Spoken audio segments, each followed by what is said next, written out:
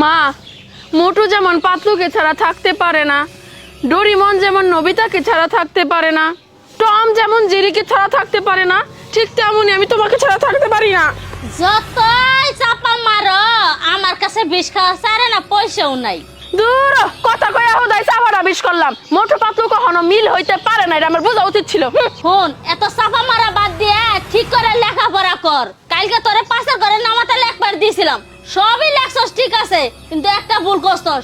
ভুল হবো কে তোর, ভুল হবো কে ক?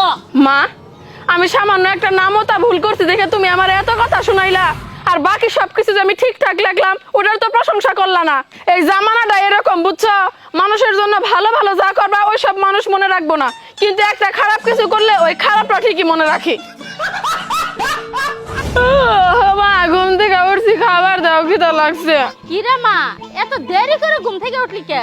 বেলা কয়টা বাজে? তুমি না কইছো সবসময় বড় বড় স্বপ্ন দেখতে, ওই জন্যই তো ওই বড় স্বপ্ন দেখতে যাই দেরিতে ঘুম ভাঙছে। আল্লাহ, কি হইছে? তুমি এরকম রাগ করে রইছো কে?